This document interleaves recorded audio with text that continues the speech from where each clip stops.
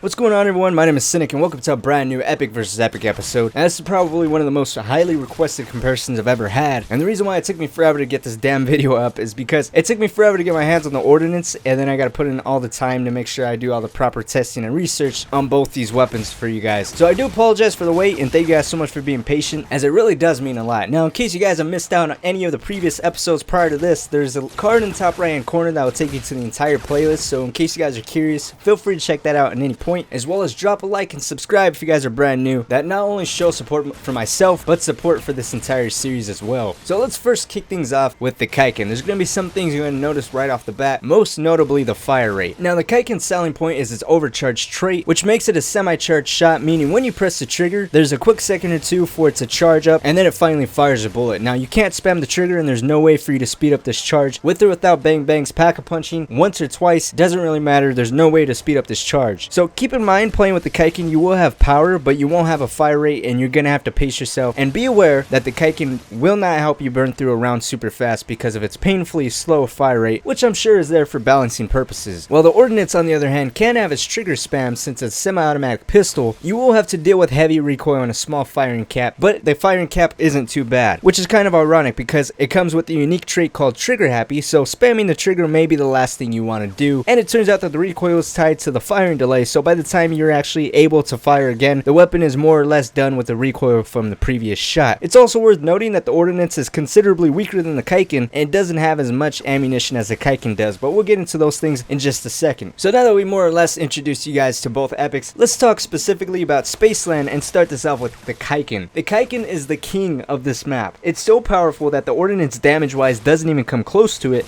and I don't even think the Mammoth, which is an epic Mauler variant, doesn't even come close to the Kaiken in terms of damage either. It's a one shot to the body up until round 13. Headshots cap out about round 15, so after round 15 it'll take 2 shots to the head. But at this point in time, you could do a small trick. You can go over and drop 2,000 points on bang bangs and make it a one shot to the body until round 20, or you can do a little bit more of a time consuming method, earn 300 tickets and buy an arcane core. You don't even need an element on it, but it does the same exact trick as bang bangs, making this weapon a one shot to the body up until round 20. I personally like doing this better because it saves up a slot, basically meaning you don't even need bang bangs, and it puts you one step closer to equipping the electric element onto your arcane core, which basically makes the Kaiken that much more efficient in killing. So instead of one shot kills killing only one zombie, you can have up to 5 zombies die at a time with only one bullet. Now, the Ordnance in comparison seems like it's constantly struggling because, like I said, it's not as powerful. One shot to the body ends at round 4, one shot headshots end at round 13, and unfortunately, unlike the Kaiken where you can just put on an arcane core to bump up your damage, the Ordnance doesn't get the same benefit, so you're gonna have to pick up bang bangs if you want that one hit headshot potential to continue. If you do end up picking up bang bangs, it will continue your one hit headshots up until about round 20. Now, a couple things I noticed while comparing these two weapons was that the Ordnance, although weaker, does have the ability to get easy collateral headshots when you're still within the one hit headshot scene range, and the Ordnance actually felt weaker with the electric element and yellow or wind element on it. The yellow element did stun a lot of zombies at a time, while the electric element just seemed odd on the Ordnance altogether. It seemed like it just kind of nerfed the damage more than actually buff it like it did with the Kaiken. Now, let's get into talking a little bit about brutes. The Kaiken is always going to be a solid 2 to 4 shots. Regardless if it's pack-a-punched or not, it doesn't really seem like pack-a-punching the Kaiken one time makes that much of a damage difference. You're always going to be a 4 shots to take the brute's mask off and then to finally put him down. The Ordnance, on the other hand, is a little bit different. This gun seems to take anywhere from 15 to 20 shots, and much like the Kaiken, it doesn't really seem to make that much of a difference whether if the weapon's pack-a-punched or not. So to wrap it up in terms of Spaceland, Kaiken is king on this map. The arcane core and the electric elements are your best friend for this weapon, and the Ordnance really doesn't seem to be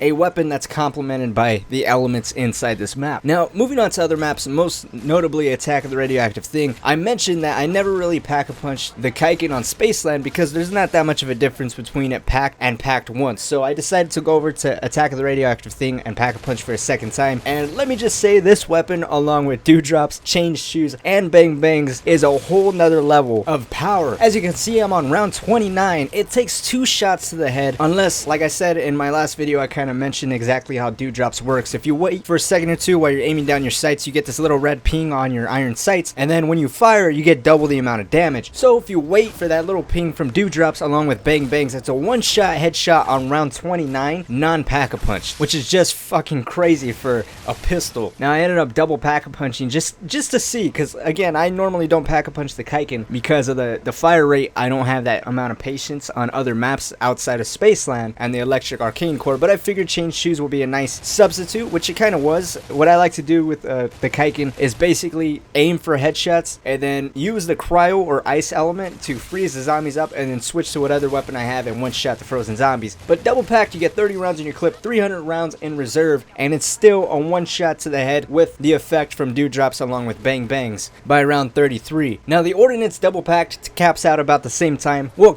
it completely caps out around 33. I haven't seen where exactly the Kaiken completely caps out, but by round 33, 34, it was still going solid. Now in terms of which weapon takes down the brute faster in Attack of the Radioactive thing, it seems like they still do the same amount of damage. The Kaiken's still a 3 to 4 shots. Unless you get directly in the back, then it's a one shot. And the Ordnance is the exact same from Spaceland. 15 to 20 unless you get directly in the back, and then it's one shot. Also worth noting that in Attack of the Radioactive thing, you have dewdrops, which effectively completely removes the recoil of this weapon. So there's really no drawbacks on this gun anymore, except for the amount of ammunition that you're given, which again is less than the Kaiken, which double packed gives you 20 rounds in your magazine, 200 rounds in reserve, which sounds like a lot if you're still getting one hit headshots by round 33, but slowly you will burn through it, trust me, and you'll be constantly trying to get more and more ammunition. At least the Kaiken, you can survive with it as a main weapon. The Ordnance, I wouldn't really recommend doing that, and that's not because it's not powerful enough, because it is powerful. I wouldn't recommend doing that because you'll constantly be having to get ammunition, but if you don't mind, then hey,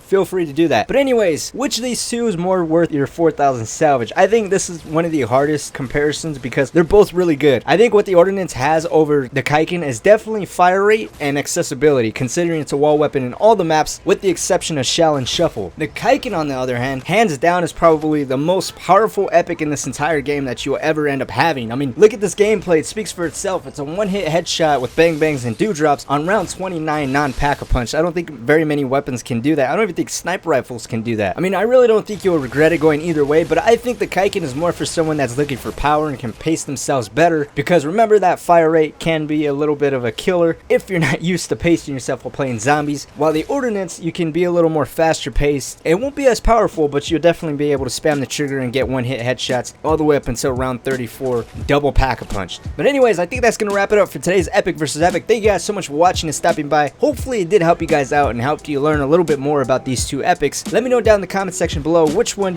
would you guys side with, or if you guys have both, which one you guys prefer most. Personally, I wish the Kaiken was a wall weapon in more maps, that way I can play with it more, but it's kind of hard to say which one I prefer over the other because they're both solid guns. As well as if you guys have any more recommendations or Epic versus Epic videos you guys want to see, feel free to share them down in the comment section below. I'm always looking for new suggestions, and feel free to follow me on Twitter as well as Instagram and get a hold of me and talk to me more personally. But anyways, thank you guys so much for watching and stopping by.